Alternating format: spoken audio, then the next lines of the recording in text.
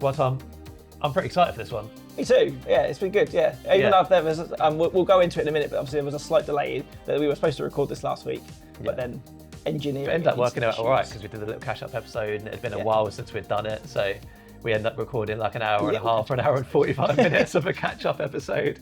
So yeah, it ended up working out all right that we recorded that, because otherwise, if we'd left it another couple of weeks, that'd have been a 2.5-hour episode probably. It would have been a saga. That's it. Yeah, but we do have a guest on today, and essentially, you know, part of our jobs, right, or for me anyway, is I go on other photographers' websites and videographers' websites and check out their Instagrams, their websites, things like that. Check their prices, their videos, that kind of thing, and do a bit of stalking, right? And every time there's a good website, I scroll down and who's made this? And every time it's the same name. It's the same name. You're not wrong. It's Little Studios, or formerly Sophie Amelia Designs, and it's so. Before obviously we met Sophie, that's how I kind of knew of you, Sophie. Is that, and then obviously we had the summit, that wedding videographer summit, where Sophie was doing sort of website reviews. Yeah, she was part of those like breakout sessions, wasn't she? Where you could go and have your website reviewed and stuff. Yeah, exactly. And both of us did that. And then we happened to be on the same flight home together, didn't we? A very early flight home as well, yeah. Bumped into each other on the airport. Oh my gosh. And ended up chatting in the airport for quite a while. And it was that point when me and Tom were like, let's get Sophie on the pod. That'd be really Well, I feel fun. like we had, so the prelude to that, if anyone could have recorded the conversation that we had at literally like 8:30 in the morning, when we'd all been in the pub to midnight the night before. I'd lost my voice. So. That was a real good slice of it. And I'm really hoping that we can capture some of the magic of that conversation on today. Amazing. So we're going to hand it over to Sophie, obviously. Say hello to everyone. It's just so nice to meet you guys. Obviously, it's a shame we couldn't do it at Southampton Airport again, but I realised the logistics behind that. But so good to meet you guys again, because like you said, we hadn't, ironically, even though we'd been on the same flight up to Glasgow for the summit, we hadn't spoke to each other until that Wednesday morning. Is that right? Very much. About 8 a.m.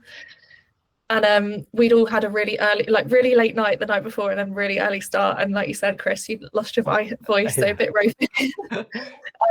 But yeah, it was really funny. On Southampton Airport on the Monday afternoon, I WhatsApped like Danny and Jason, the guys. I'm like, do you know anyone like flying from Southampton? Because I'm looking around the airport for like people who are like doing really artistic like Instagram stories, or like people with mustaches. And then they were like, look out for Chris Spice and Tom. And I was like, okay, yeah. And I watched your story, and then I could see you at the front of the flight. But I was like, it's going to be a bit weird now if like, you know, everyone's trying to put their luggage away, and I'm like, hi. I know you. Yeah.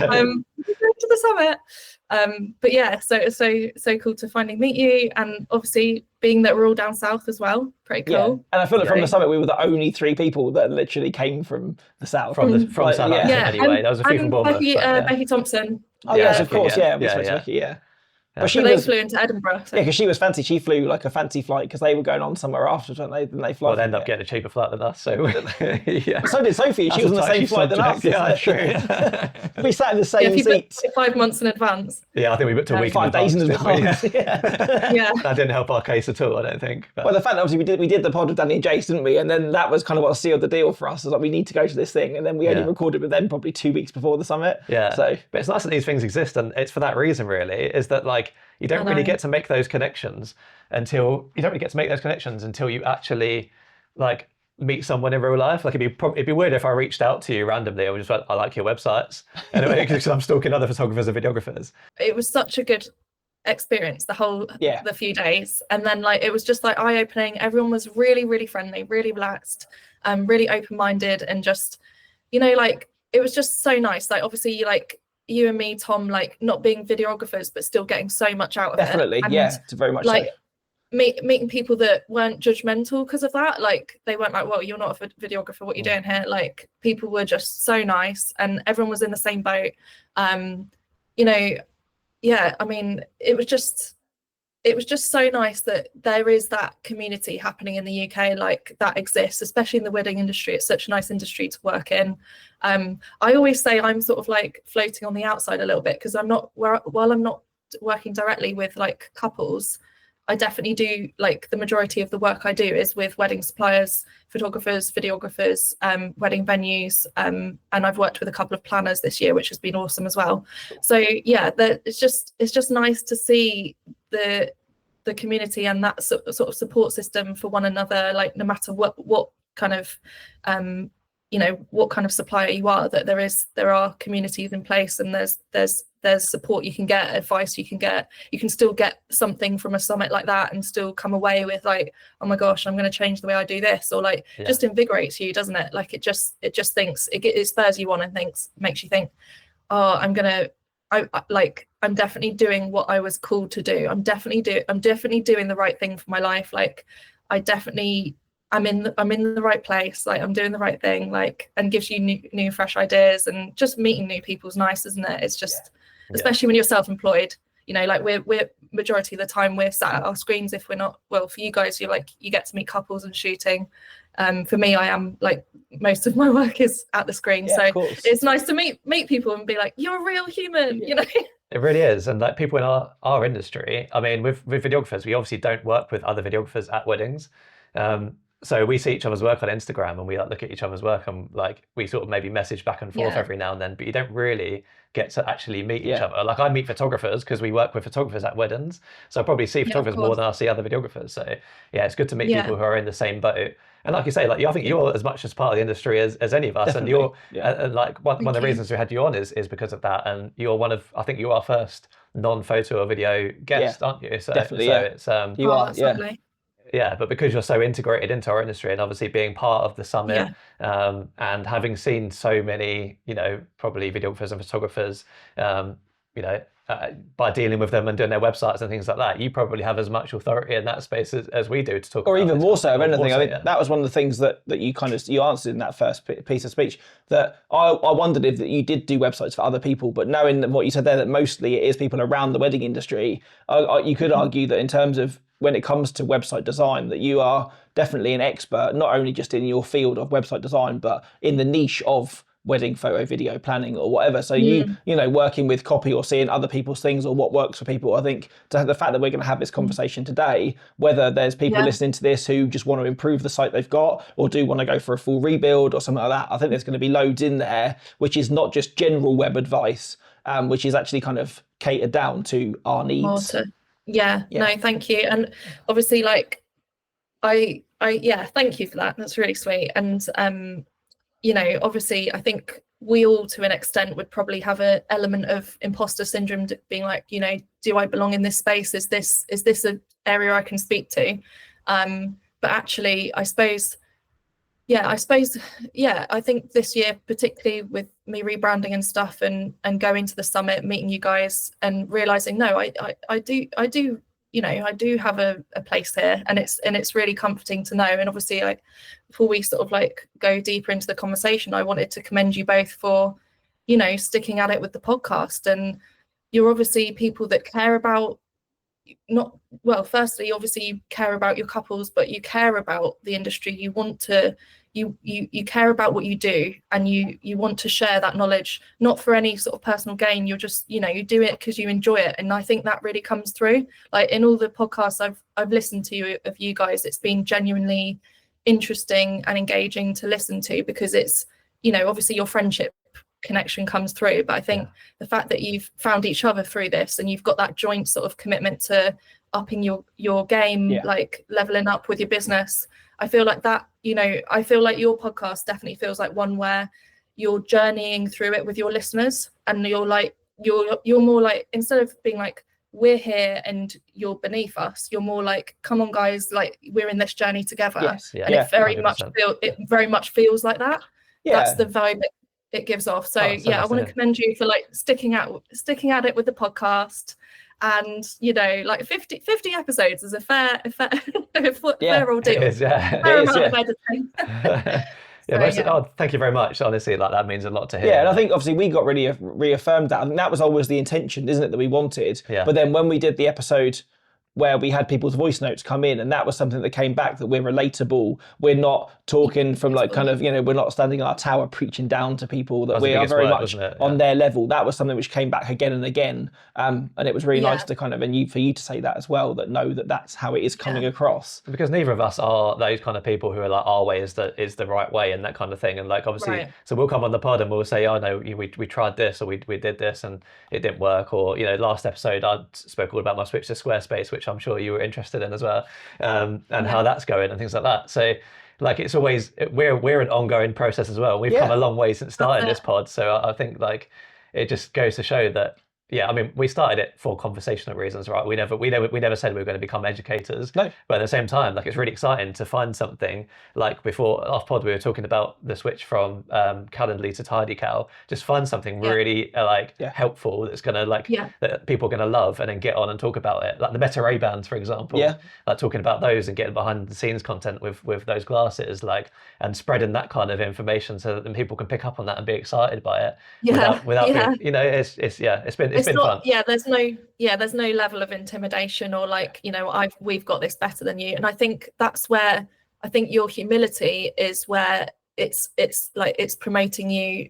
Like, I think your humility is what gives you the favor, is that, it's relatable, like you said, but also, you're making it fun at the same time. Like, it doesn't have to be daunting. Like, that those tiny, like you said, those tiny switches in your business and those tiny tips that you can learn from one another in the bigger community, like, could make all the difference in someone's processes of like streamlining feedback with clients, or like editing tools. Like, I know you guys are sponsored now and stuff, so by the Bride and Groom, which can make all the difference for a business. Like, if a videographer didn't have that tool before, like just making those tiny increments that actually just help you level up that much better. But I think it's amazing, and I'm so glad to have met you, because it's funny because usually you meet people through Instagram first, but I kind of met you in person first. But I think I like that. I think I hope and say that the conversation already is sort of flowing back to that, because we've met like in person first, rather than kind of exchanged a series of DMs. And then like sometimes we've had guests that I've met for the first time literally when their heads popped up on the screen next to the camera. So it's nice to kind of feel that someone's coming on that at least kind of know that is. Those who are wondering, we haven't paid Sophie to come on and rave about our podcast. But no, it's still lovely to hear. So, but I think, like you said, obviously, like all those things that you said, lovely things as well. Like kind of that humility and the fact that no one's a finished product and we're all still learning, we're all on a journey. Can we take it back to the beginning for you then? So like you didn't just fall into becoming a wedding website designer. There's obviously been a process of education and learning and getting to the point, and obviously the rebrand as well. So if you want to talk us a little bit about how you started, how you ended up doing this job, that would be cool. Yeah. So I have actually, I did from way back when, 16 years old, doing really cringy little logos, but showing an interest in graphic design. At that time, there wasn't an A-level in graphic design in my sixth form, but I did English Lit, like applied IT and photography. And if you think about it, the combination of all of those is graphic design. So I ended up going into uni and doing graphic design degree. Nice. Came out of uni and didn't know what I wanted to do, but knew I wanted to work. So started off actually working for RWD, which is Redmond Whiteley Dixon, and they are still a super yacht. They create and build super yachts, but part of the internal there was an internal department, which was a design department, that every yacht that they build has its own brand, its own identity. Well, that sounds fun. That's really interesting. So that was really fun to be part of. And so, everything down to like embroidered towels, like the uniforms that the staff wear. So it's like, it's like across brands. So from the get-go, sort of learning about how important and strategic this brand could be, because it impacts like the finite details of how a client, when they come on board, their first impression, touch point and impression with the brand. So that was really interesting. Then I went on to work for a different agency. It was for a website and design agency, and learned obviously the process of wireframing out a website, how a layout would be, what works in terms of a user journey and the user interface, like how they actually interact with the website. So that was cool. And then then I actually did go self-employed. So at the time, I was working 3 days a week as a receptionist in a car showroom because I left the agency. But I wanted to still do my own work, so it wouldn't have worked with the agency. So I worked self-employed for 2 days a week and then worked in the car showroom 3 days a week. And then had our first baby boy, Elijah. So went on mat leave. And then ever since then, do you know what? I just haven't gone back to employed work. I've just worked self-employed, and then I started off basically doing flyer design, business card design, leaflet design, and then I started doing wedding stationery design because I thought I'd really like to work like with wedding couples and understand like how this process works. Went into wedding stationery design and started doing like actually organizing styled shoots where you would come and, you know, we got published quite a few times in different magazines. But I would meet the thing I liked most was actually meeting the wedding suppliers and talking to them. I found the process of wedding stationery design with couples quite a lengthy process, and so many finite details that you have to tick off. It's actually really, I really respect wedding stationery designers because it's a very intricate job, and there's a lot of back and forth with the bride and groom. So I found that when I would go to these supplier shoots, you know, photo shoots, styled shoots, sorry, I would meet other wedding suppliers and they'd say, oh, do you do like logo design and website design? And I was like, I can do. And it just sort of went from there. So then I've fallen in this niche of working with amazing wedding suppliers. And then of course, my first ever website design was for a wedding photographer was Johnny MP Photography. Yeah. And of course, it was he took a big step of faith with me. And then it was such a lovely process that then he introduced me to Hannah McGregor, photo and film. Ex-guest as well. She's alumni guest to the Wedding Capture Code. Yeah, we're good friends. And so she previously was Funky Photographers. So we did a whole rebrand of her whole like new name. She didn't tell us that, did she? No, she didn't. No, she didn't tell us that. She was Funky Photographers. Yeah, and I've still got her saved in my phone as Hannah Funky, which is funny. I'm going to change her now. Yeah, I don't know. Maybe maybe you need to edit that out. Maybe she didn't want me to mention the fact she was Funky Photographers. But she was that. She was that. Sorry, Hannah. She's going to be outed now. That's it. Yeah, that's it. She's outed. So sorry, Hannah. But so working with Hannah was awesome. And then it's sort of like it's such a nice industry that you meet one person and then they introduce you or they recommend you to someone else. It's just been a really lovely, decade almost. That's it, isn't it? Because we're all so like united and tied together. It's, you know, if one person gets you to design their website, like if someone else, there's always someone else who said, oh, your website's good. Who done that? And then that's kind of probably goes from there, right? The same way, like whenever you ask a videographer how they started or a photographer how they started, they shot one wedding. And then like their friends gone, oh, I see you shot that wedding. Can you do mine? And then it sort of escalates from there. I don't think any of us, and that's one of the joyous things about the wedding industry, I don't think anybody ever sets out to be in it. That was a kid and dreams. And then the people that love it the most once they get in, can never imagine doing anything else. I know, it's funny, like once you're in, you're in. Yeah. It's like joining a cult. So once you're in, you don't really leave.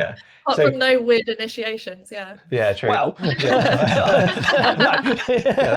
podcast guest is an initiation now. Do you do other suppliers then? Well, obviously, we're talking about photo and video here, but I didn't realise. Do you do other types of other wedding suppliers? Yeah, so I've worked with a couple of wedding venues.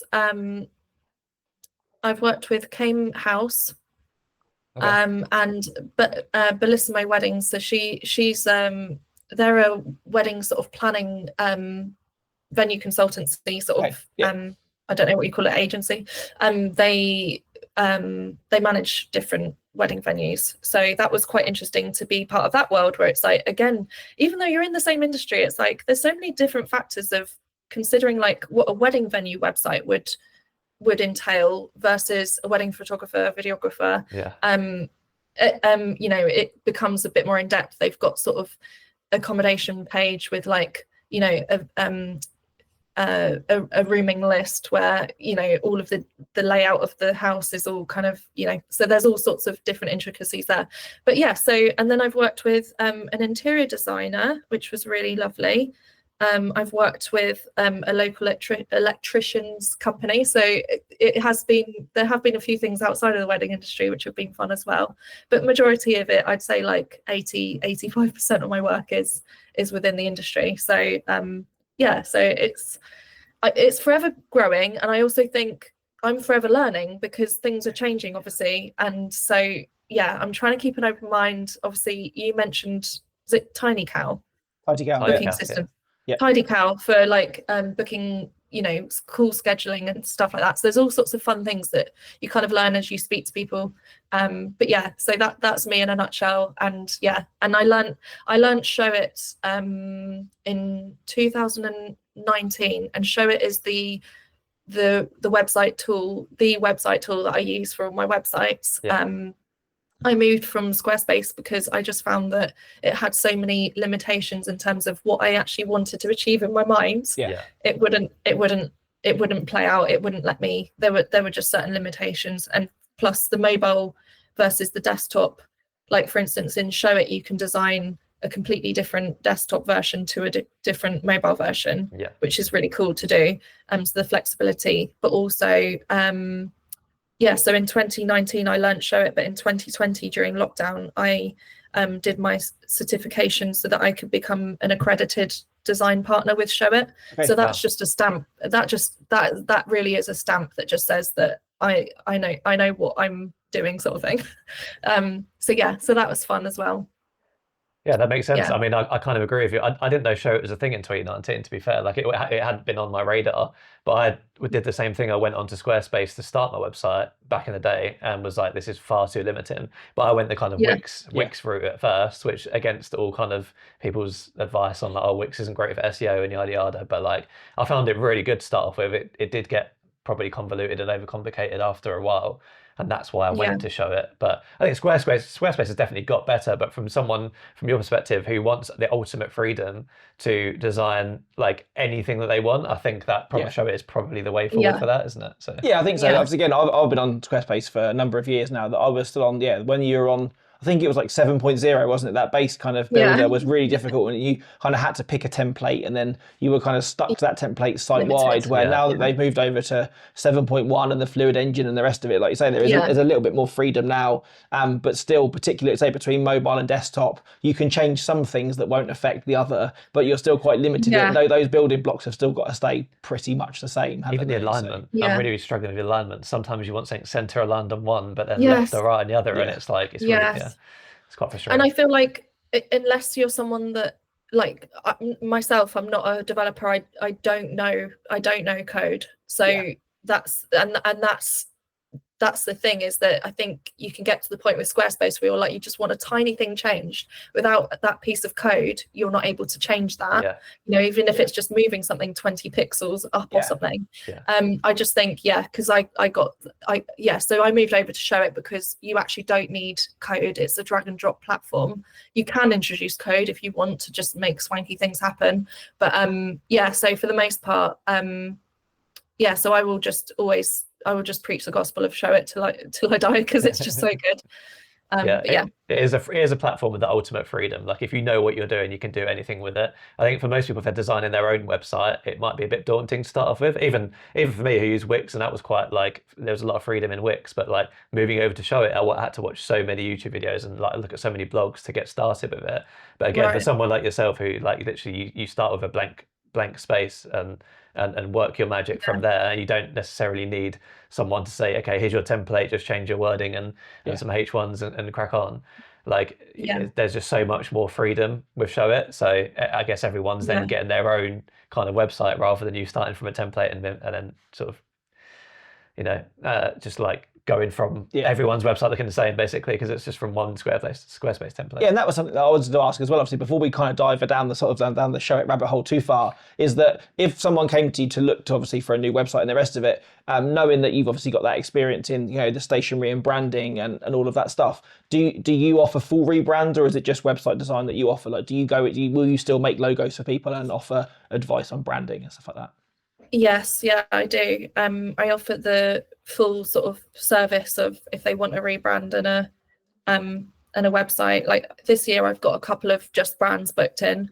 It tends to come hand in hand. If someone's going to be doing the full shebang, they might just say, look, we're going to go brand and website, but I can do either or as well. So yeah, but that also comes down to anything as small as business cards right up to brochure design, whatever they need really. Canva's a really cool tool because most people now, instead of having to pay an Adobe subscription, they could get a fairly decent sort of digital brochure online with Canva, and they can edit it with their brand colors. So that's pretty cool. I haven't deep dived massively into Canva, but I've been editing and doing a few things on Canva for people, and that's cool, like creating an invoice template or a pricing guide or something. Yeah, I think Canva's great. Like I've definitely been using it, even though I kind of have a knowledge of like Photoshop and even Illustrator to an extent. Yeah. And what's the other one? InDesign, is InDesign, the one? Yeah. And I have a knowledge of those, but Canva just works the way that you would expect it to as a consumer.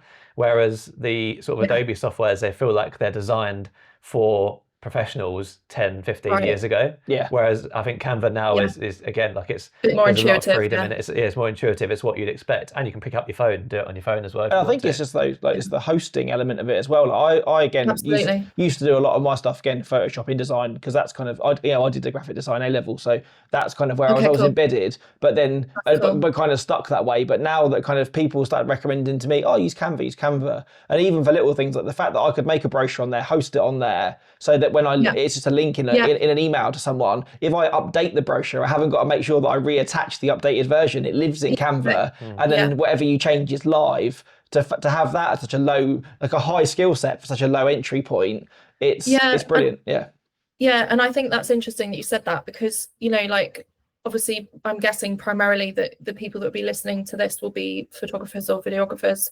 We don't need to complicate things with like thinking, I don't know InDesign, I don't know Illustrator, I don't know Photoshop. The thing is, you know what you do really, really well. Yeah. There's no point in learning all these different programs to a really in-depth, like Canva does what it says on the tin, like it will create you a really cool brochure, and there's loads of awesome templates on there, and it's quick and easy to use, and like you said, you just hyperlinking someone in an email to brochure or pricing guide. That's what all it needs to do, isn't it? Yes. Like it's nice and simple. It does what it says on the tin, and like you said, it's hosted online, and I think it's fairly cheap compared to Adobe as well. But I think that's what we do as business owners. We just think, we need to know all the things. We need to have all the hats and know all this software. When actually, I could never. I would props to you because I could never like multicam a wedding. Me neither. The pressure of that on the day. I just think that is so technical, and just wow, the amount that you guys handle on the day, and just like look like a swan on water and just keep calm and carry on. It's amazing.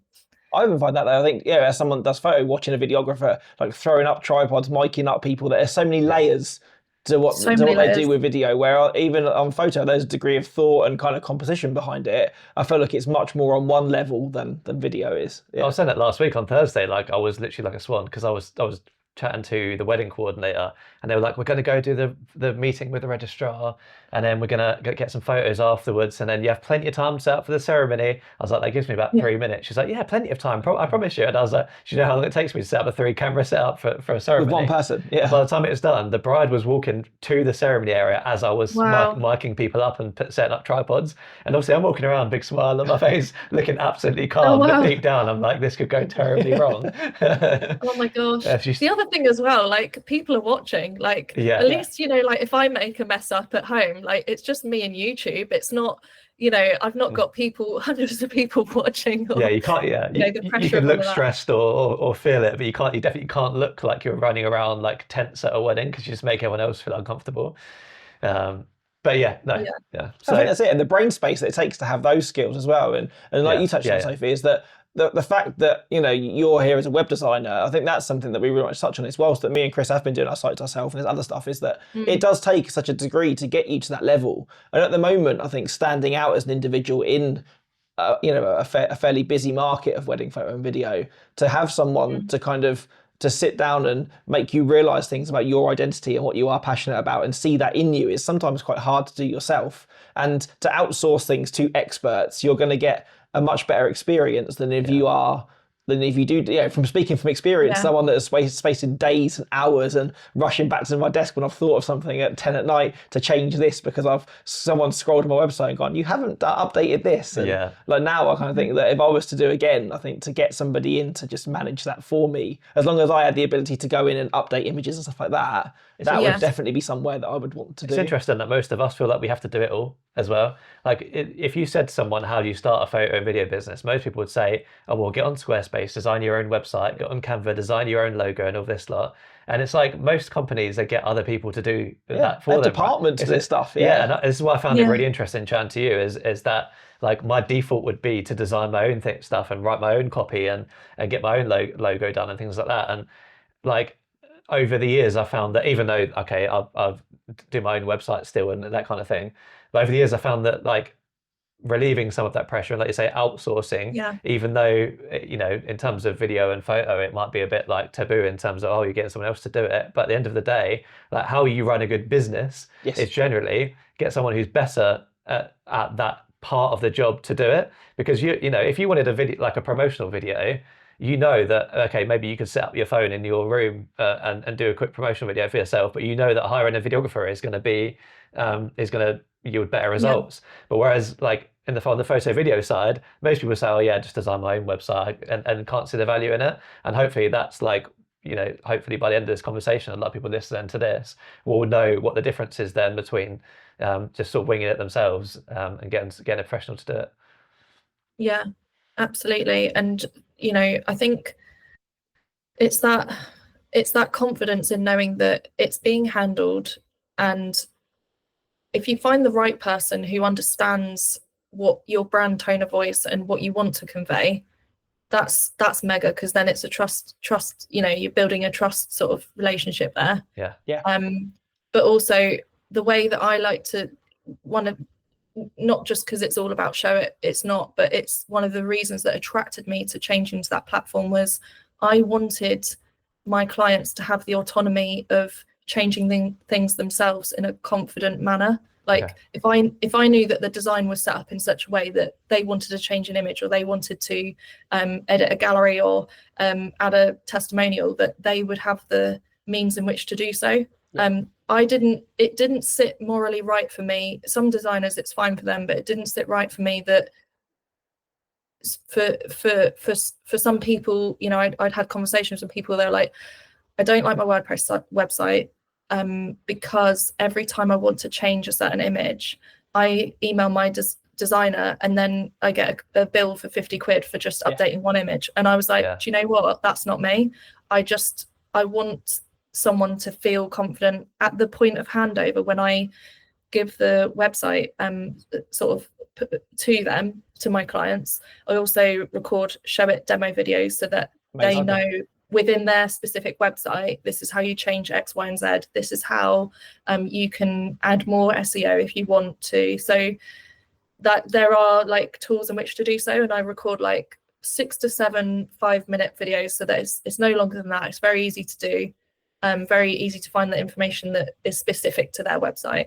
But yeah, awesome. That's amazing. Really good information to have as well, isn't it? Because like you say, like you don't want to feel like you're just. I always wondered how that worked as well, so that's really interesting. You don't want to feel like here's a website, you can't change it. If you want to change it, come back to me. So if there's like a little thing that you want to change, like you get a bill, like you say, and the person doesn't know how to do it. So having some, for someone who's completely starting from scratch and doesn't have any knowledge of Show It, for someone to say, look, I've done this for you. This, if you want to change this, you can do this.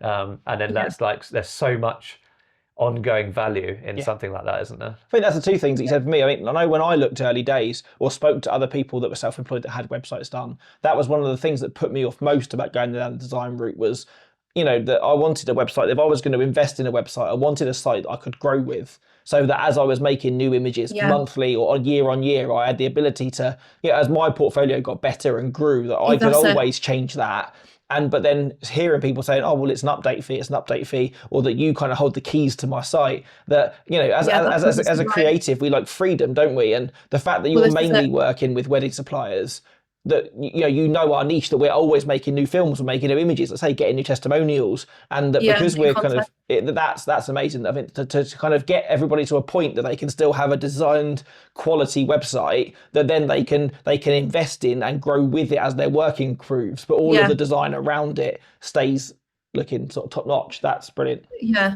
and I really loved that when I met you guys at the summit at the workstation, even though you've got like stunning websites, both of you, there was still that openness from you, that you were still willing to have the chat. You were still willing to sit there and be like, do you know what, even though my website I feel like is at a professional level, you know, you didn't say that, but I looked at it and I was like, well, this is pretty good, like, you know, there's only going to be like minor tweaks, you know, here and there, but it was just that willingness to, and I think that's my heart, is that forever, for as long as I'm running this business, and for as long as this is my this is my baby, that I would accept from others as well, and have that openness, like, please tell me like what needs to change, like, you know, I haven't got it together, like I haven't got it sorted, like if there's something that's not working, like please give me feedback.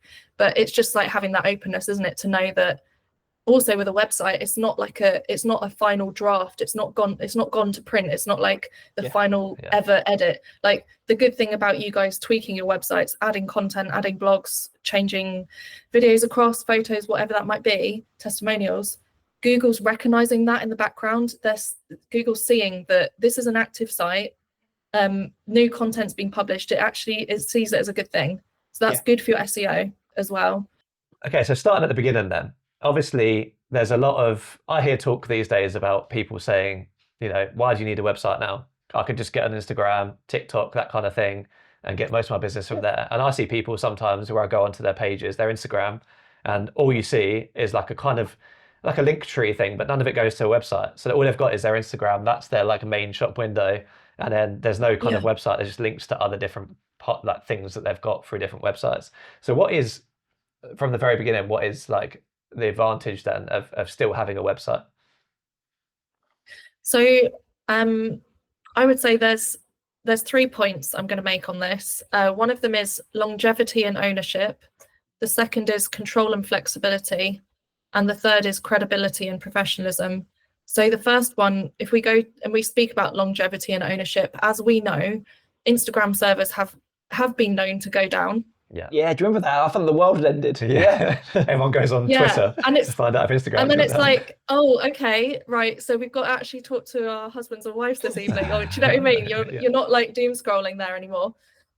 So because of that, I'm not saying that's the main reason, but like, you know, like the thing is about your website is that you have complete autonomy and control and ownership over your website. I suppose you could see it as like the same way a climber would go up a wall or a tree surgeon would go up a tree. You're going to have 2 points of safety. If Instagram goes down, you've got your website to fall back on. So I can't speak to, you know, I've got 1,500 followers, but I can't speak to someone that's a global influencer that's got like tens of thousands of followers, okay, because Instagram is their machine. But in terms of the small to medium-sized business owner that has that point of reference, that if Instagram does go down, they still have their website.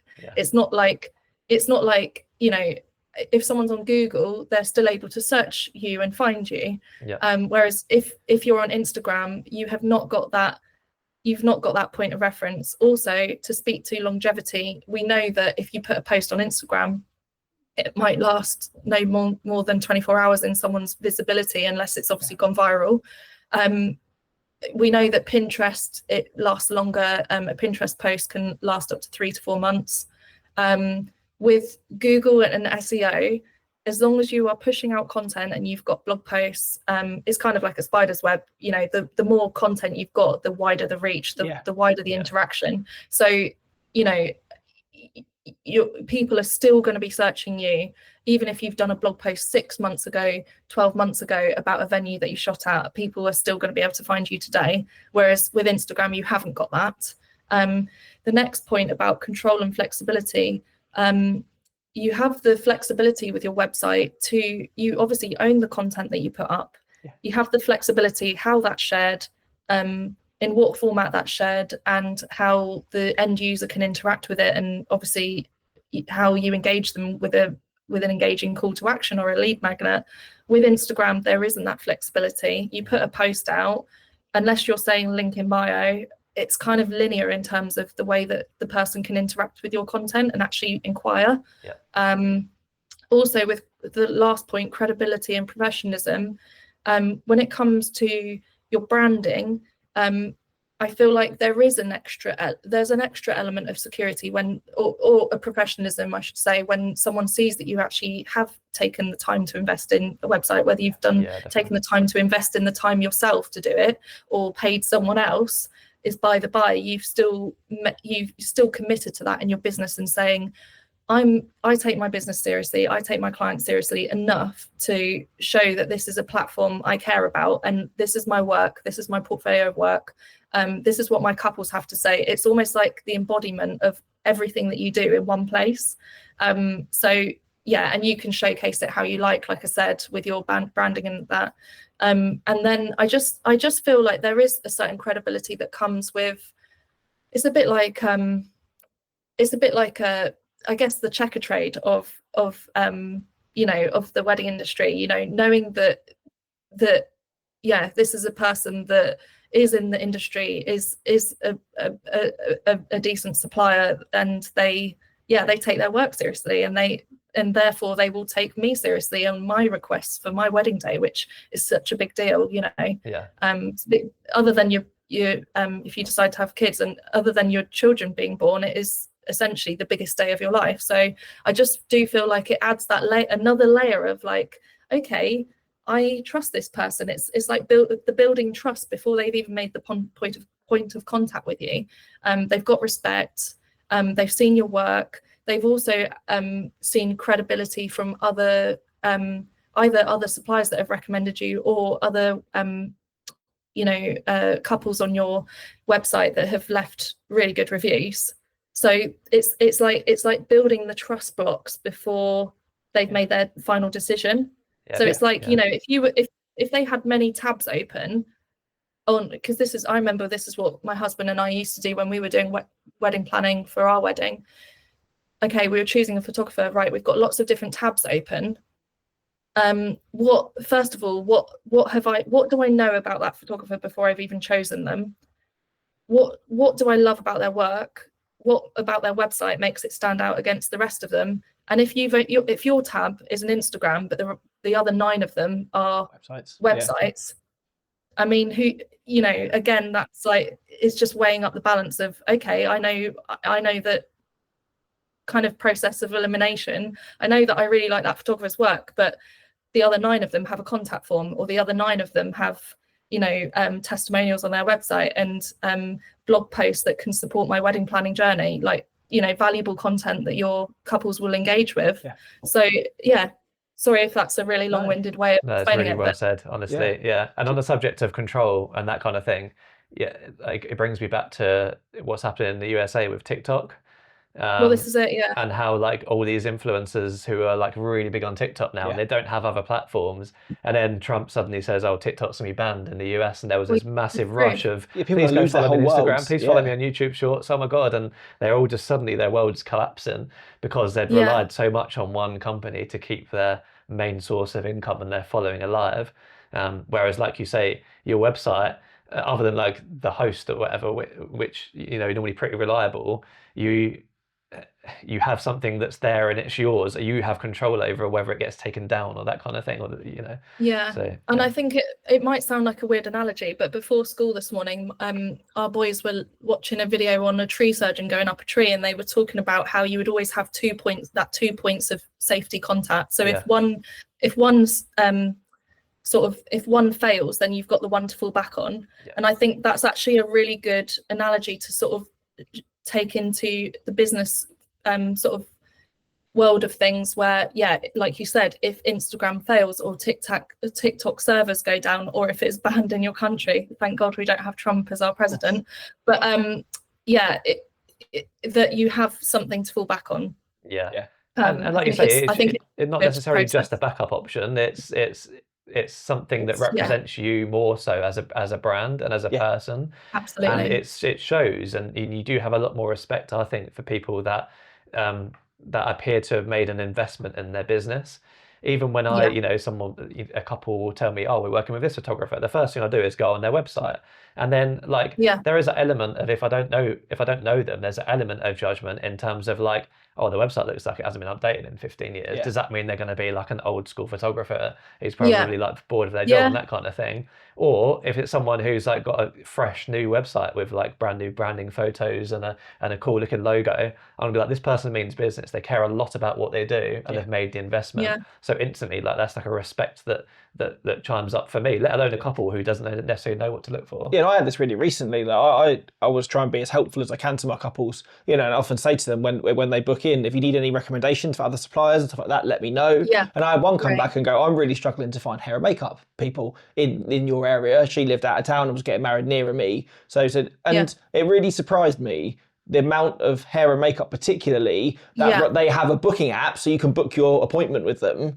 and they have great social media with all their before and afters and and stuff like that. But there are very yeah, few of them out of the 3 or 4 that I work with the most. Only one of them actually had a website where it had a headshot of them, and it's like, you're trying to find an Instagram link from another wedding that you've worked with them. You're like, well, is it that person? Because I can't see their face. Like they're yeah. really good at That's showing it. all their before and afters on their Instagram, but don't actually put their face Yeah, up. But even just yeah, having a reference of, okay, that is a real person. They exist. I can see they're about me on their yeah, website beyond whether we match as or gel or whatever. At least you yeah, can see that on their website they're a real human. And it wasn't until you were talking that I also kind of realised, or had a bit of a light bulb moment, that now with text stories and stuff like that, that's maybe changing slightly. But you are obviously, with a social media platform, you are always confined to their branding and their platform. Where when your website, you control the colours, this the is it. fonts, and you can inject so Yeah, much visual identity in the branding that you just yeah. can't do on Instagram No, or Facebook. And particularly and I now, yeah. No, yeah. You go. Sorry. like obviously to be verified, which most people want to be to protect their Instagram as much as they can, your little bio thing has to be a picture of your face. So you can't even upload your logo there that a lot of people used to. And I don't know about you, and I'm No. sure you have opinions on where people used to put their like logo and pin post like across 3 stories. And I've always hated that Yeah. because it just looks so disjointed. It's actually really hard that the only thing that you've got to sell yourself on social media is your stories and the image and the work that you share. Like there's no sense of Yeah. branding or kind of any of that, No. is there, from that? I also think as well, like, you might spend half an hour writing a really awesome caption. That's lost within hours, Yeah, minutes, even sometimes. I'm just like, where has it gone? It's just disappeared into the black hole of that's so Instagram. frustrating, isn't it? And Like it's taken me half an hour yeah, to post this, and within I 24 know. hours, it's gone. It's buried. Yeah. Yeah, Whereas if you like, let's just think about it. Like if you did put that into a blog post and you use that same content, that blog post is going to live for as long as your website's hosted. yes, yeah. But the other thing is just a real logistical thing as well. Another reason to have a website.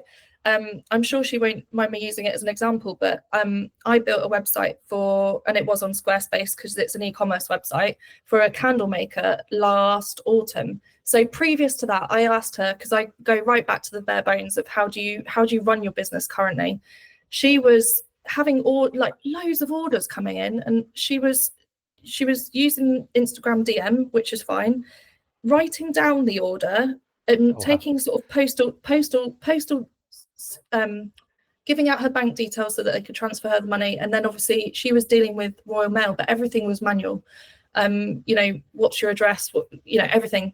You get the picture. The room for error in that is so big, isn't it?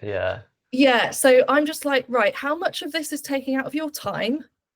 Hours a day chatting to and from people. What scent do you want? What candle? Yeah. Honestly, and I was like, right, let's simplify your life. This is what it's about. And that's the thing about a website, is you think about everything up front that you do on a manual basis, on an admin basis, and you think about, okay, how can we streamline that so that when you're sleeping, or when you're not the face of your brand, as in you're not sat here in front of someone, that your website is still selling you while you sleep or while you're not in the room.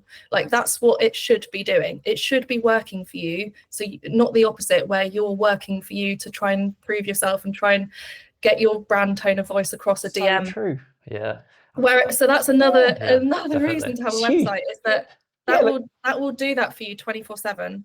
Like, yeah, people say all the time, don't they? I'm sorry, I haven't been showing up on social media lately. Like, who says, oh, sorry, I haven't been showing up on my website? Because you don't Yeah. need to, because it's always there, it there. Yeah. lives. It's there. And it's like, that's, again, just as you were saying that, I could feel like, it's so true, isn't Something it? clicking. Like, I was people the feel same, the yeah. need to apologise when they haven't been on Instagram for a while, or they write an apology in a caption, or write a story about it, but nobody does it with their website. Even if the website's not been updated, nobody apologises for, Yeah. for it. No. And If it's You just don't because it's post on Instagram, constantly you're not there. showing up. People Yeah, won't find exactly you. that. Whereas if you, And what you just said yeah. about like spending a little bit of time on your website, I think like that made something click in my head that like over the past few months, I've spent a lot of time on TikTok and Instagram just trying to, churn out content over Yeah. and be a bit of a slave to the algorithm in a Exhausting. way. It is Yeah. exhausting, right? And the algorithm's changing all the time. It's okay, what posts have you got to do? And the stuff that I'm posting on my Instagram and that kind of thing ends up being very different to what I would show on my website, because my website's what I want people to see, Yes. and my Instagram's what I think Instagram wants to see. And so Yes, if I I'd have spent really that get that. time, if I'd have spent that whatever, how long does it take me to edit a quick reel, like an hour or two to edit a quick reel, half an hour to post it and get all the captions and whatever, writing a blog or like a short feature of a wedding that I did last weekend, like you said, that Yeah. lives on forever. And providing the SEO is pretty decent, it's Yeah. it's just a no-brainer, right? Yeah. It won't get buried as much. So yeah. Yeah. And I just think like I have a bit of a love-hate relationship with Instagram, and I just hate that culture of like feeling like you have to apologize for Yeah. not showing up. Yeah. Or I just think, could we all just, we're all in the same boat. We all hate it as probably as much as each other. Yeah. But yeah, I just feel like, there's probably things in your life that will just bring you greater joy, like a blog post that is going to just work harder for you. Yeah. And also, I'm not being funny, at the bottom of a blog post, that's hard to say, you can put a simple call to action, like like if you really like what I've shared about this venue, like get in touch, and with a simple hyperlink to your contact form, boom, done. Yeah. No, not the back and forth of a DM, I guess. And I promise you, I don't hate on Instagram. I think it's a fantastic tool. I just think we all are suckers for the algorithm, aren't we? We're all at its mercy. And their DMs are awful, though. They I are will say terrible. that. They get If there's buried the way that straight you away. could folder them, or to have a way that you can keep things, even just be able to pin stuff or star stuff. Like, I find that someone DMs you, then you post something, because you've tagged 6 suppliers in it, those tags then go into your DM box above that. Like, how people find anything, let alone run a business from an Instagram. Yeah, whenever someone DM DMs me, I'm sending them to the nightmare. contact form, basically. So, or I put them through myself on the contact form, so they don't have to. But it just that shows that how much of a friction there is in the DMs, and yeah. Yeah, I'm old school. I love a phone call conversation. I love an email. Yeah. I'm like, I was born in the 1992, so I'm still like old school in that sense. I just would much prefer like, okay, let's just get on the email, or let's have a chat. See, I like WhatsApp because again, it gives me control and I can sort of organize it the way I want to organize it. But yeah, we're getting off on a bit of a tangent. So so say somebody is starting from scratch, they want their website designed. What are they going to have to bring you for you to start on that? What's the first thing you sort of do in the process? Yeah, so first of all, obviously, if they haven't got branding, we can talk about that. If they have got branding, which has happened before, and that's really cool, I work within the brand sort of fonts and color palette and logos that the other brand designer has done. But as soon as we've sort of had a conversation about website, the next thing will be talking to a copywriter who has experience, obviously, writing website copy.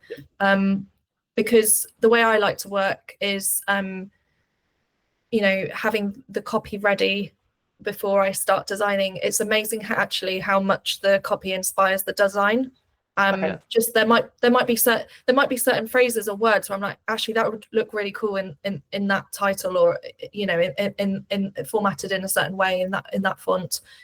So yeah, I do like to work that way. I can work where I work off of a wireframe and then sort of send the layout to the copywriter and do it that way. But I just feel like, for me personally, it just flows so much better when I've worked with a copywriter. And would you always suggest were people working with the copywriter rather than them bringing their own copy or looking to do that themselves? Obviously, we met John Carpenter from the Carpenter Copy at the summit as well. I know that you've worked with John quite a bit. So obviously, I assume it's not always him, but the benefits of having a copywriter, if you want to touch briefly on that, would be really useful, I think. Yes, I think the same way in which, like, you know, working with, like you said, an expert in that field is that someone like John, who I've worked with on quite a few websites now, he does this day in, day out. He knows what works, what doesn't, in terms of, you know, the thing is good copy incorporates SEO, but also sounds personable and approachable and sounds like you. Yeah. So sometimes I think as business owners, sorry,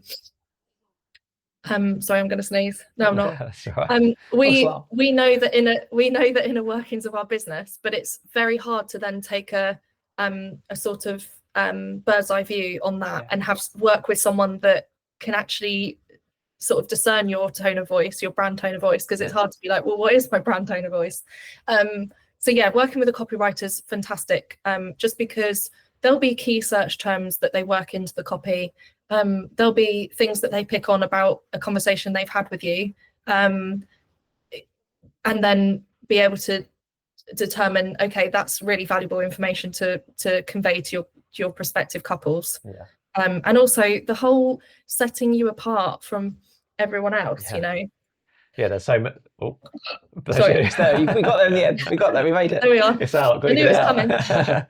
Yeah, there's so many people that you'll go to wedding videographers' websites and they'll be like, capture your memories to live them forever or something like that. And it's like, here's another website. Do you play bingo with this stuff? Yeah, like if you see the word capturing moments, it's like, tick, we've got it. Yeah, capturing moments that will last forever. And it's like, like I get that. Cherished. That everyone starts like that. But it's the same.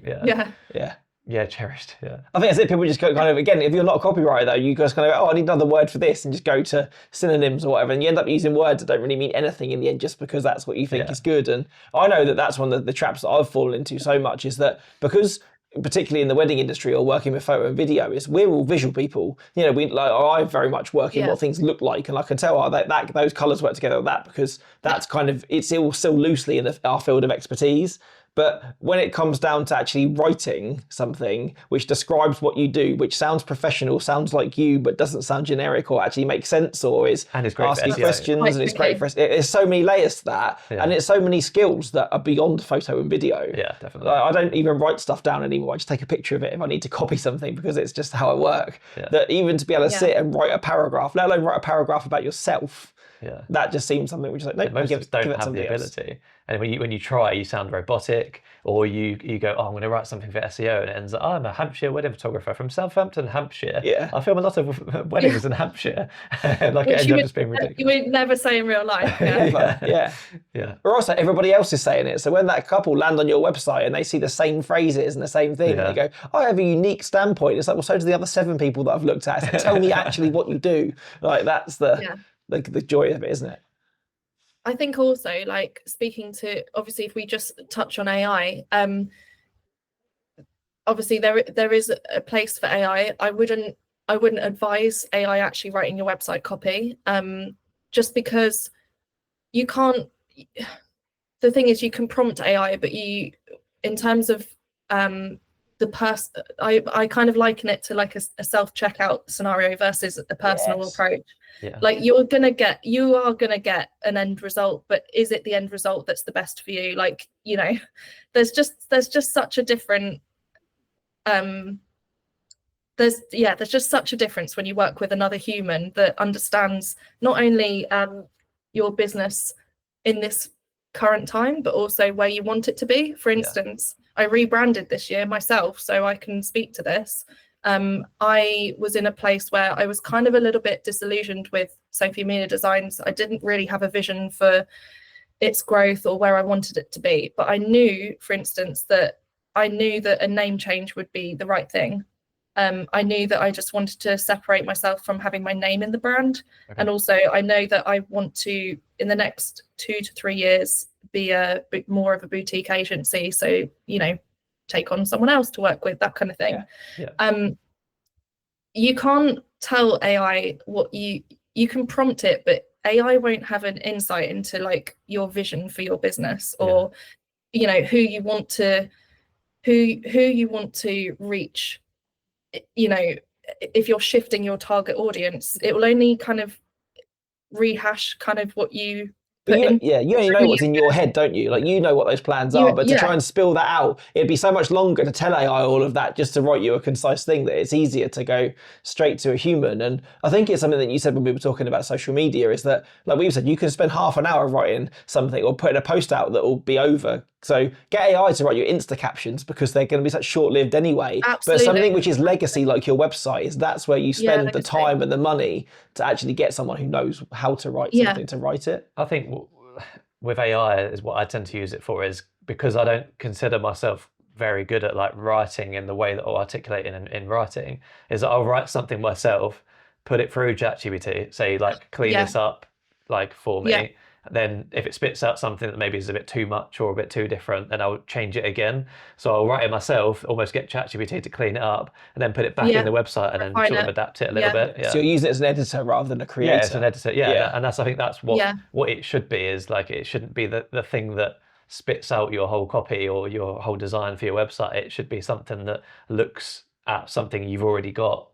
And you know, allows you to refine. But though, in a random side tangent, that doesn't always work. So over the last 2 or 3 episodes, and this is a bit of a tangent, me and Chris decided that we would try and get AI to write our descriptions for us, so they'd be more SEO friendly. It would pick keywords out of the episodes. It's rubbish. I've ended up rewriting the last 3 that it's given us. We've given it a transcript of our episode, so it knows exactly what has come out of our mouths. And in the last episode that came out, it told us that Chris bought a camera that doesn't even exist.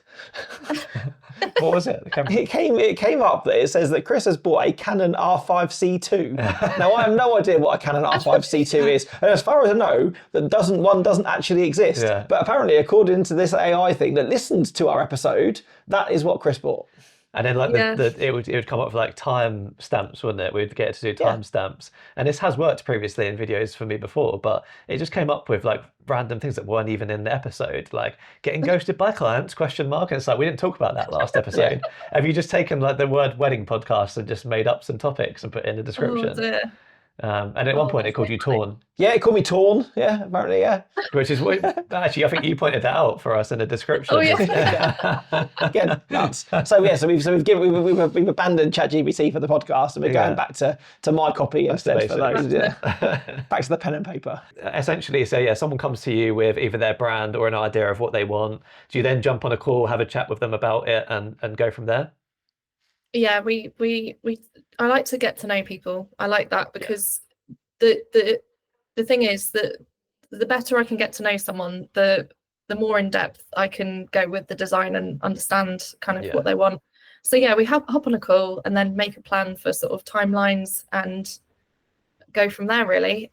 It's a really nice process to have a chat with someone and get to know what their goals are, obviously, who their target audience is, but also just get to know like how they got to where they are today, and just get to know them a bit more. It's more of a getting to know you kind of chat, and also for them to understand, to get to know me and ask questions, because they might feel at the end of call we're not the right fit, and which is fine, but you know, it's the big trust exercise having someone do your branding and your website, and it has to feel right. It's just like it's almost like a relationship.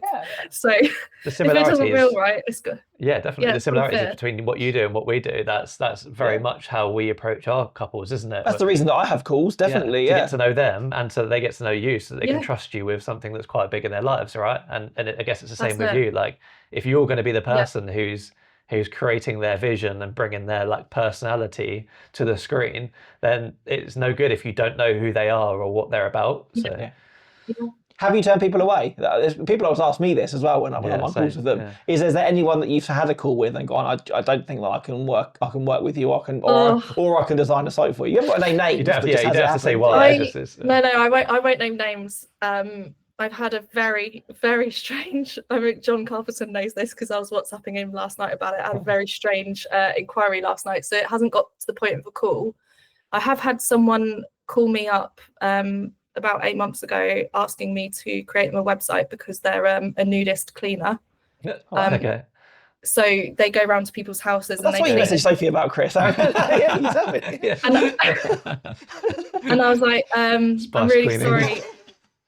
It's not the sort of thing I'm interested in. But last week, I think topped it all. It was basically this guy that sort of, oh, it's so gross. But he basically wanted a service swap for him to do an erotic massage on me, for me to do a website in return. That's bizarre. That So is like strange, he was saying things like mutual, it's a mutual kind of service, and I was just thinking, like, I don't want involvement in this, so it's never got to the point of a call. No. But I was really bad. Like, I did delete the email because it did come across very spammy. Yeah. But then he emailed me twice since, and we were on holiday, and my husband was like, just message him and just say like, you're not interested.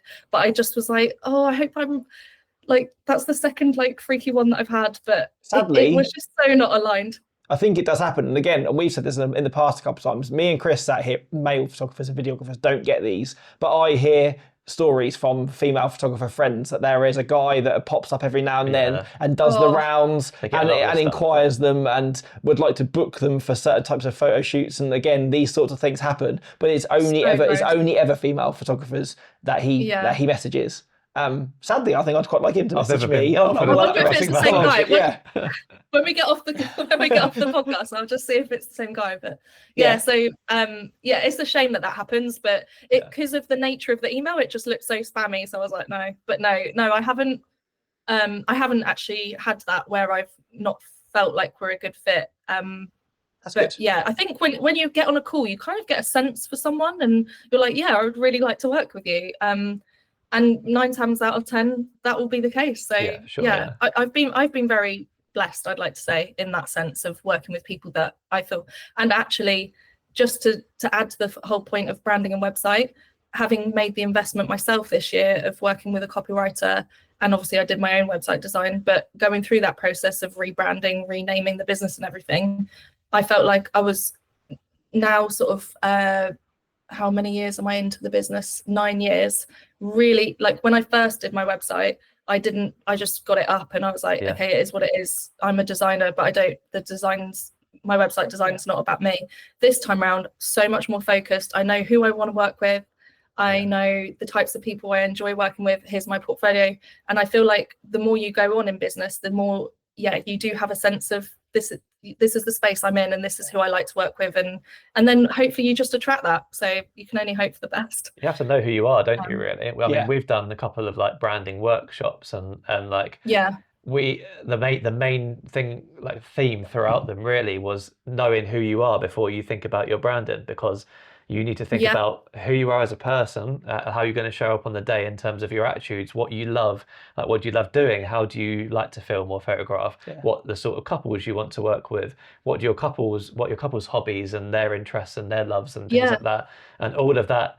You can't really start knowing what your business is until you know who you are and who's behind it. And it evolves as well. Like you said, within 9 years, the things that probably you were even interested in then as someone who's younger and maybe not got children, and now that you're older and your interests change, or the things that are important to you change, don't they? So, as you evolve as a human, your brand values do change as well. So I think it's although that you invest in a website, it's never going to think that it's a thing for life. It's always something that's going to evolve with you as a person.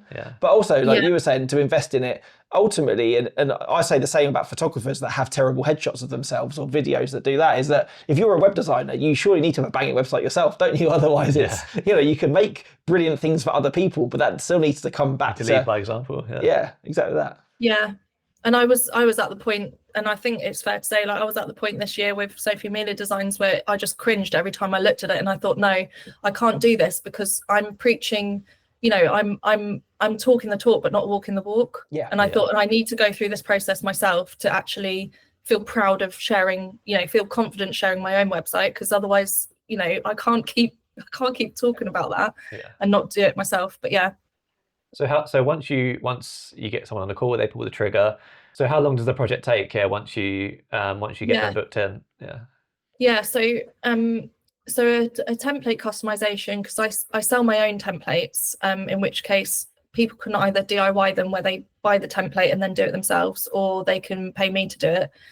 That can take 4 to 6 weeks. In terms of custom work, I I like to allow sort of 6 to 12 weeks if it's, especially if it's branding and website, just because everything from the like every pixel is customized like from the ground up, so it takes longer. But yeah, I mean, yeah, it's depending as well on people's feedback, it can take a bit longer, or if it's shorter. So I like to allow like a window time frame, but sometimes it takes quicker, sometimes it takes longer.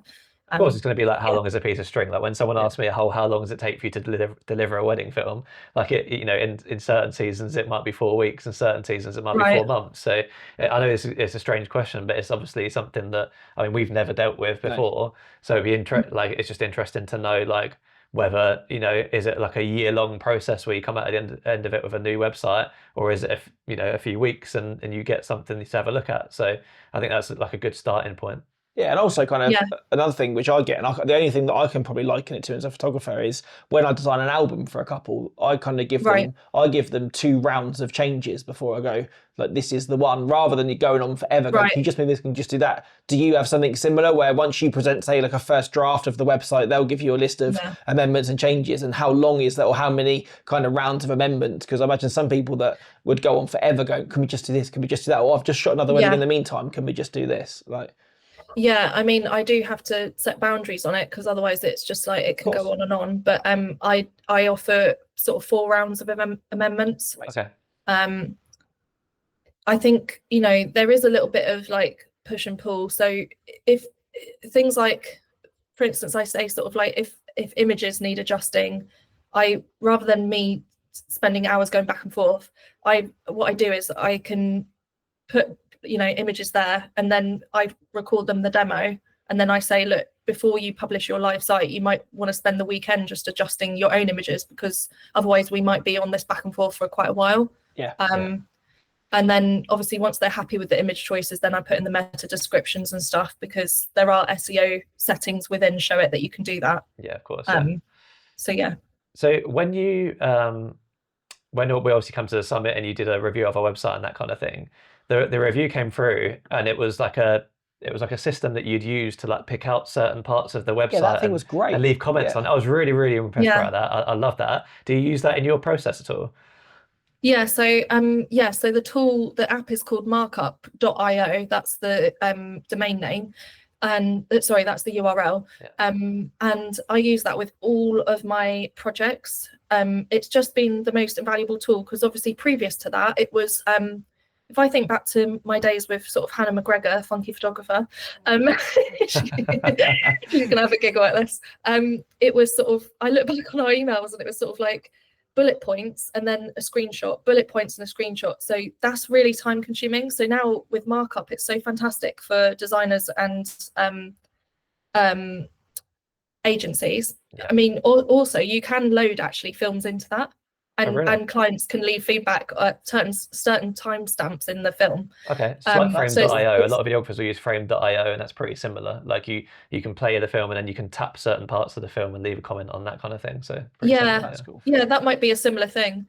So yeah, I've just found it, and clients love it, because they'll leave a certain feedback, like they'll put a comment on a certain design and think that, sorry, a certain part of the website, and say, oh, can you change this? And in real time, I pick out those comments. So I'll be on the app editing, and then I can see their comment come up. And then you can also attach photos, videos, PDFs to that comment trail. Yeah. So if you, like, for instance, the most common example is when a photographer needs a photo change, wants a photo change, they add it to the attachment of the comment thread, and then I just quickly download the photo that they want it changed to, and then re-upload it to the site. It's really cool. Yeah, I thought I'd bring it up just because like it's something that really impressed me when you sent it over, and that kind of thing again like increases my respect for someone, is when you see that they've got systems in place. Like if I was planning my wedding and someone sent me a link to, like a CRM, Student Ninja, like, oh, here's your quote and your contract and everything in one place, then you kind of think, oh, like, this person, knows their stuff. They've they are a working professional, has got these these rather things. than just like here's a Word document with some changes to make and some screenshots in it. Like you've put the effort in to find these things. So. And also, I found it really satisfying the fact that once you'd done a change, you could click the little green tick to say it was done. So obviously, you gave me the list, and I had the list down the side of all the bits, and most of it was like add button, add button, add button. Yeah. It was like, oh, I've done that, click, and it was quite like satisfying to kind of feel like I could see at the end of the hour or two that I spent making the changes that I'd actually had made a leap forward and completed the 6 or 7 tasks that you'd asked me to do. So I found it quite I felt more rewarded that I'd actually completed something with the change as well. So rather than having to keep referring back to an email going, well, which bit does she mean here? To literally just have like a pin dropped and go add something here or take this away or whatever was. Yeah, really I think that's really interesting to hear from your experience of it, because you can see in real time, can't you, the productivity, but also it just cuts out like the need for like extra calls, extra emails and stuff. Another tool I really like using is a video recorder, which you've probably come across, called Loom. No, have you heard of Loom? No, not heard of it. Loom is a fantastic tool if you are doing I don't know if this would ever span into your line of work, but it's worth sharing that if you have like a video demonstration or a screen recording that you want to take for your client or something, you can do that and then just send them the hyperlink in the email, and it's good to go. So that's another worthwhile thing. Yeah. So is that Loom, LOOM? LOOM, yeah. Cool. I think it's .com, yeah. Amazing. We'll try and add it in. We'll try and put that and mark up in the link. So if anybody does want to use it or is interested to what it's like, we can add that to the show notes, can't we? Yeah. Now that I'm writing the beginning of ChatGPT, I'll remember to add it in. Yeah. Amazing. And so with obviously you did website reviews for us. Is that something that a service that you offer outside of obviously the summit? Do you offer website reviews or? Yes, can do. I don't get them often, but I can do. And it was really interesting to go through your guys' websites and actually think, even though they, from the outset, both of your websites look really, really up to date, there's still things like when I mentioned to both of you about you can add your educator section to your website about the fact that you've got this podcast. Even if your clients are coming onto your website, they're still going to see that you're an educator in this space. So it just adds that credibility, doesn't it? But yeah, I do audits. I probably do 2 a month. Okay, interesting. So again, that's really worthwhile knowing that even if people had a website they thought was pretty good or wanted just to kind of you to cast your eye over it and then look through that beyond going through a full rebrand, that's something that might be useful. So we can obviously, when you give us all your links at the end, people can find you and do that if they want to. So going on from that then, obviously, like, we're quite visual people in the photo and video industry, and we want to show off our photos and our videos. What is there anything that you're seeing that people are doing on their websites in terms of showcasing their photos and videos that you would advise against? Like, one of the things that the feedback that you left on my website was on my portfolio page. I had left the basic YouTube embed on my portfolio page so that you can see the big red play button. And to be fair, like, that was just because I just moved to Squarespace and I haven't actually updated the thumbnail yet. But like, that's one thing that we were recommending to people on our website reviews during the branding workshop, was there were people there with just like their homepage and it looks all lovely and everything, and then you get this big red button it was so jarring, wasn't it? Yeah. So we obviously want to showcase our work. Is there best practices in terms of like, here's how to showcase your photos or videos? I think for some reason YouTube for videos tends to squash the quality. I've just found, like, when it comes to embedding videos, that Vimeo seems to be a bit crisper. Yeah, YouTube is reactive, so if it senses someone's not got a great connection or is on their phone or iPad, it'll automatically downgrade the quality, whereas Vimeo forces a higher quality image, so that even if you've got a bad connection, you're waiting for it to load. So that's a speed versus quality thing. Yeah, basically. I found when I've done video embeds for Came House, and I worked with Matt from Yeti Films on that. He created a hero video for the banner of the homepage that was kind of an edit of different sort of weddings that he'd filmed. And there's various other videographers that are featured on that site. But I think when it comes to the load speed for that was hosted through Vimeo, just because I found that as a designer, I could edit the controls on that a lot better. Okay. So that when it came to the embed, it was just the clean, crisp, it was just the video. There wasn't any kind of controls showing or titles or anything. And that just tends to work quite well. So I guess I would recommend that for videographers. Another feature that I put in for their wedding films page, because they had different videographers featured, is I put 2 buttons stacked on each other with a click action, then the video popped up, so that it wasn't 6 or 7 videos playing at the same time. So it's basically, they've got static image, so if you are in a low signal area, you can still load the page. Then it's just, if you click into that image, that's when the embed code pops up with the sort of video. I find that works. If you've got a web page, with lots of different wedding films, so there's not too much going on, that's a good way to do it. Is just add the thumbnail image or whatever. Yeah, agreed. And also SEO wise as well, that helps, because SEO wise, correct me if I'm wrong, Sophie, but the embeds, especially YouTube, if you embed it, it slows down your website a fair bit. Okay. So whenever I've run it for a speed checker, it'll always say, oh, this YouTube embed is causing a lot of chaos. So what I've started doing is similar to that. Basically, I think it's called lazy loading. Okay. So it basically just loads initially when the website loads. It just needs to load this image basically that you've slapped over the top. But of I guess also then it allows you to add alt text to that image then as well, and kind of do to that. So from kind of accessibility and SEO wise, to have the image rather than you can't load that to an embed code, can you? So and I know that when we did the website reviews as well, that was something that Show It, and something you found, wasn't it, when you moved to Show It, that did particularly well, is the way that you could remove some of those, like the YouTube logo and the buttons and stuff. That was one of the things that Show It was particularly good at doing, allowing you just to see. Squarespace is better at that. I had to use code for Show It. I'm pretty sure to lazy load the video in Show It, I had to ask ChatGPT to create me a code that basically put an image over the top. And then you had to click that image and then it would load the YouTube thing afterwards. Whereas Squarespace has that built in. So it literally just says, do you want to change this to a picture instead? And you say yes, and it will and then you find the picture in your gallery and it has that built in. That's interesting. So I found that much more intuitive. And again, like with the alt text and that kind of thing, rather than having to trying to write some HTML. And I think Show It are constantly developing the software for videographers. That's why I did it in a more manual way than you. I just put the image in and then just set the click action so that it pops up for the video. But there's ways around with these things. Definitely workarounds, for sure. Workarounds. That was the same on Wix as well. There was a little thing that you could have the pop up and it would make the rest of the screen dark, but it would show the video in the middle, that kind of thing, right? Cool. So I think that leads quite nicely, doesn't it, into kind of one of the other questions that we've got, is that obviously you look at a lot of work on a lot of photographers and videographers' websites, is that thing with the loading. Is there any other really big mistakes that you see a lot of people making, or things that you're constantly asking people to change on their websites? So what I tend to do is, you've probably heard of it, I run all my photos through JPEG Mini Pro from when a photographer sends me the high res image. The reason for that is it keeps the quality, but it just makes compresses the size. Love it.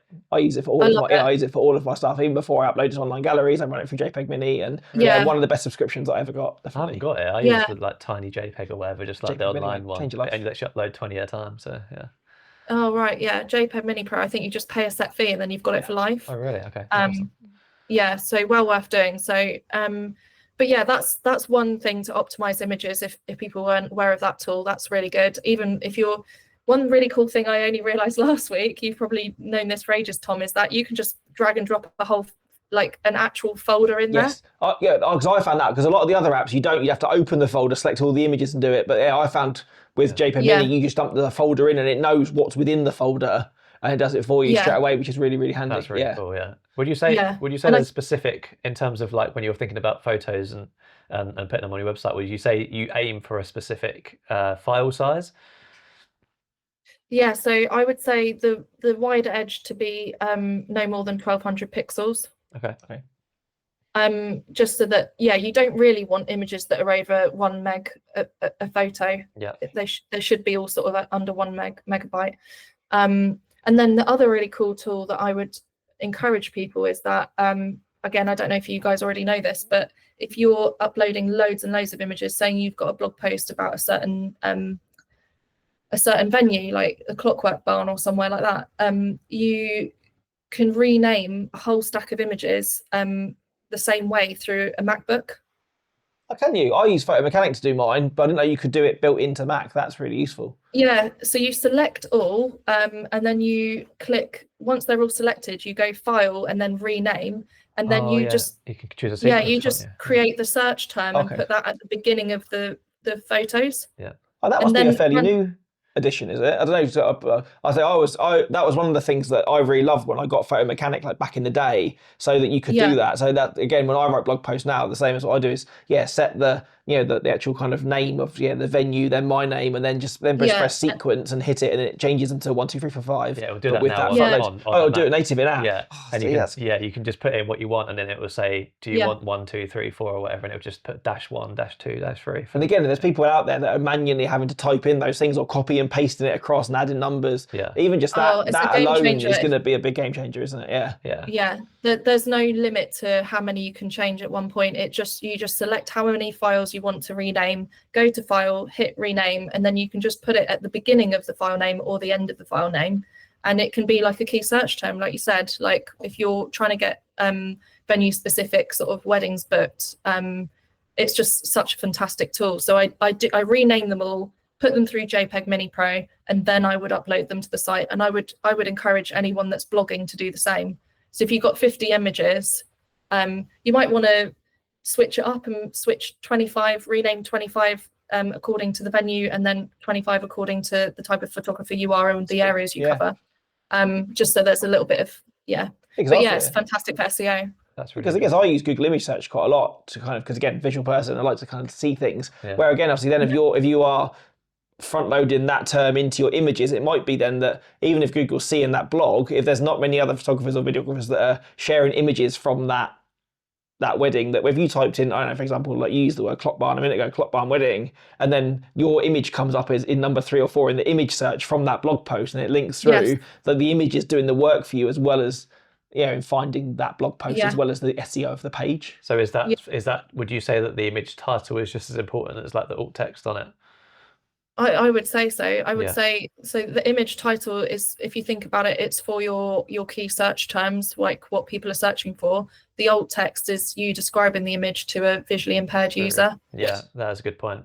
Because on Squarespace, there's a when you click an image, there's a button for alternative image title, and I'm wondering if it actually changes it after you've uploaded it. Maybe, perhaps it does. Yeah, in itself, it gives it like its own file format. Yeah.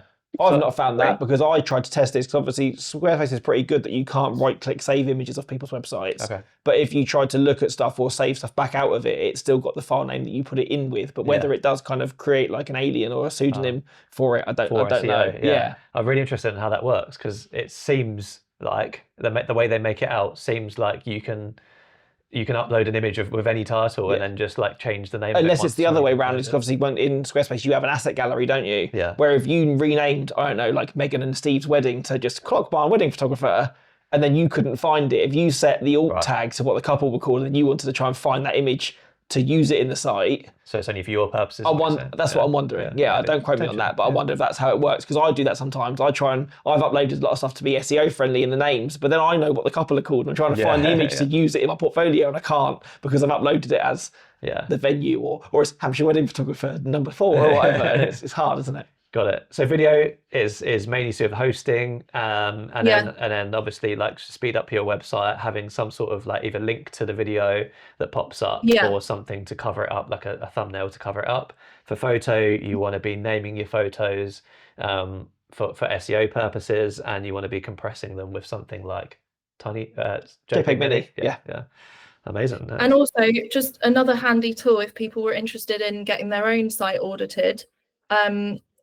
Another really handy tool is Uber Suggest, which is that's handy. Which is owned by Uber, and then it basically gives you a live audit of your site and shows you which pages, if there's a wrong text property, or if there's an image that's missing a text tag or something. It will give you that real time sort of feedback. Yeah, So you can go through and that's really good. I'll Really be good using tool. SEO Ability, which is pretty similar, but yeah.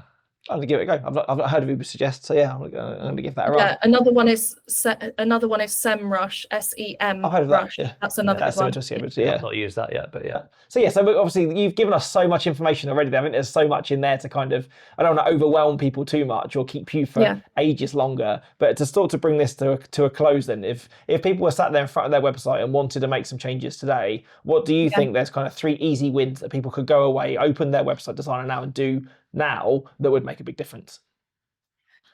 Yeah, I think basically with your contact form, making sure that it's easily accessible, and plus once someone's on the form, you know, you're showing that you're as much interested in them as they are you, and make it whether that's a drop down list of the services or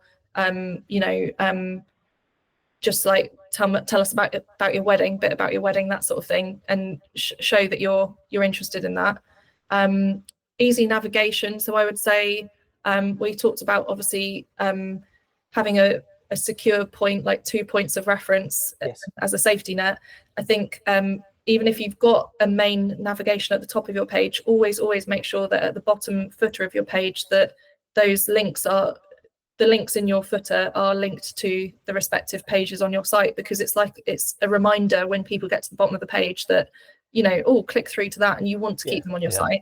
People are also lazy as well, aren't they? They don't want to scroll back to the top of the page to go somewhere else. Yeah. If you've just got almost another mini nav in the footer, you can just click it there. Or another way to include easy navigation on mobiles is I quite like introducing like little quick links. So like a section within a homepage that's sort of halfway down, but that would interest people in, I want pricing, I want portfolio, whatever they want. So 3 quick links to just sort of keep them engaged. But in response to this podcast, if everyone listening could write 1 blog post, you can obviously ask AI to help you make it specific to the venue or the place that you're talking about, not the couple. Just because if you think about it in search terms, people are searching for venues, they won't be searching for your couple's names. I learned that trick from Matt at the summit. But yeah, it's just a blog post will just keep doing well for you from an SEO perspective, but also putting a simple call to action at the end of that blog post, that would do you a world of good. That's definitely what I've learned from this. That's the biggest thing I learned from you, even as well, from when you did our website feedback. The biggest thing that I learned from that was you were saying that there's never, that you can't have too many calls to action or too many buttons to find people, to push people to that contact form. Yeah, 3 to 5 a page is like very normal, because psychologically people just need reminding, like they just do. Like you think about how quickly you scroll. But also one really cool thing that I just want to add to that is I know that you spoke with Adam from Adam Wing Films last week. Awesome episode. And he spoke about, he's a groom at the moment going through the process of planning for his wedding and how response times really matter. And I found this really cool statistic through listening to another podcast by Chris Mesterek, who is also a Show It website designer. He said, you are 21 more times likely to land a client if you respond within 5 minutes than if you wait for 30 minutes. Wow. That's insane, isn't it? Even half an hour seems quick. But to be that, like you say, almost as soon as they've hit send and probably inquired with somebody else, you've already come back. I want to see where the information comes from. 21 times is very specific. So it's a big number, though, isn't it? Yeah, it's huge. Yeah. Huge.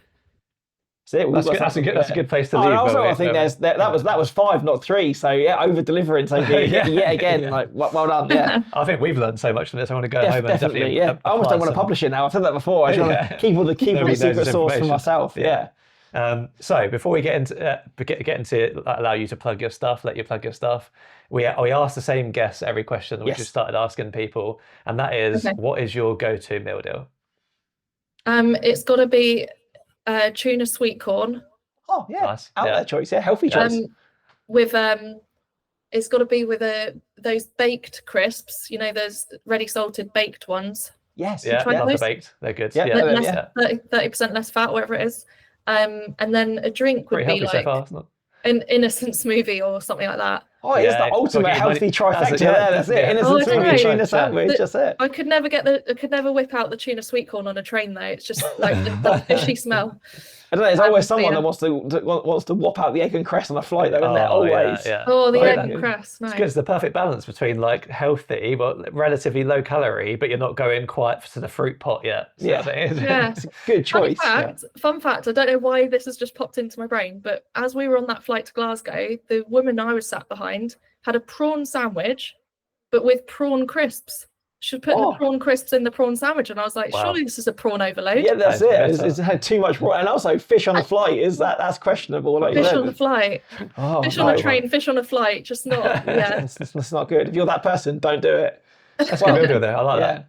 Sophie, Good selection. thank you so much. Honestly, you. I think there was so much in there for us. There's so much in there for anyone listening, whether they want to get a site from you or just want to brush up the site they've got or anything. Yeah. There was honestly, I think, so much knowledge in there, and you shared so much. It surpassed the expectations. I knew it was going to be a cracking episode, but you've been honestly so helpful to us and hopefully like to listeners too. Yeah. So yeah, it's been. So I think lastly, I think the last thing we want you to do before we let you go off for the day is plug away. Tell people where they can find you on Instagram, where they can find your website. If they want to do one of those web reviews, where to find that, and plug away. Yeah, so on Google, I'm now Loyal Studio. I am loyal-studio.com online. Also, my Instagram handle is @Loyal Studio, or just one word. So yeah, find me there.